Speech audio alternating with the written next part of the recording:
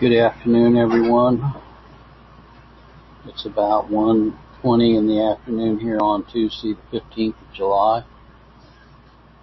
We've been reading through the New Testament. Today we're going to start in the book of Hebrews.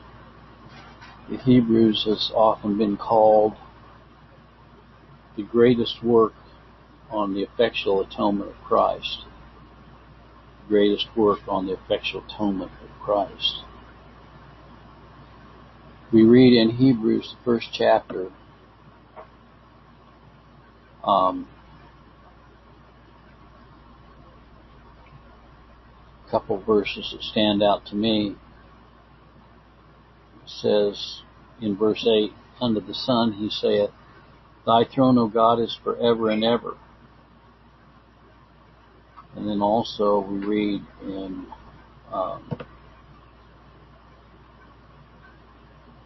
verse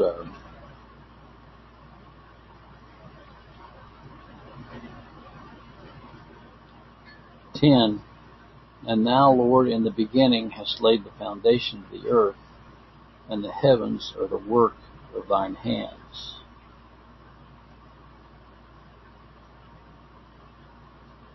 And then speaking of angels, he says in verse 14, speaking of angels, "Are they not all ministering spirits sent forth to minister for them who shall be heirs of salvation?" To minister for them who shall be heirs of salvation, speaking of God's elect. So I'll turn this over to Mark, having read the entire chapter. Again, the book of Hebrews has been called the greatest work on the effectual atonement of Christ.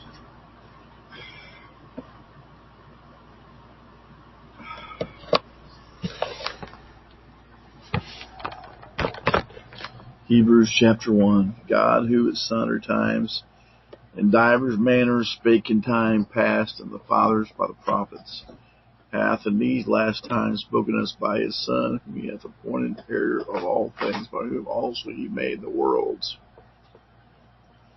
who being the brightness of his glory and express image of his person, upholding all things by the word of his power, when he had by himself purged our sins, sat down on the right hand of the majesty on high,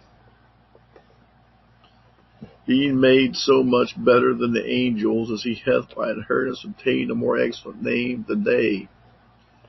For unto which of the angels said he at any time, Thou art my Son, this day have I begotten thee? And again, I will be to him a father, and he shall be to me a son. Again, when he bringeth in the firstborn into the world, he said, Let all the angels of God worship him. Angels, he saith, who maketh his angels spirits and his ministers a flame of fire. Unto the Son he saith, Thy throne, O God, is for ever and ever. A scepter of righteousness, the scepter of thy kingdom. Thou hast loved righteousness and hated iniquity. Therefore God, even thy God, hath appointed thee with the oil of gladness above thy fellows. And thou, Lord, in the beginning hast laid the foundation of the earth, and the heavens are the work of thy hands. They shall perish, but thou remainest, and they all as shall wax old as doth a garment. As a vesture shalt thou fold them up, and they shall be changed, but thou art the same, and thy years shall never fail. But to which the angel said he at any time, Sit thou at right hand until I make thine enemies thy footstool. Are they not all ministering spirits sent forth to minister to them who shall be heirs of salvation? Thank you, Mark. We'll see later on, beginning in about chapter 8 through the rest of the chapter, a lot of the emphasis is placed in this book of Hebrews on the perfect, unfailing sacrifice of Jesus Christ for his people. I hope you all have a blessed day.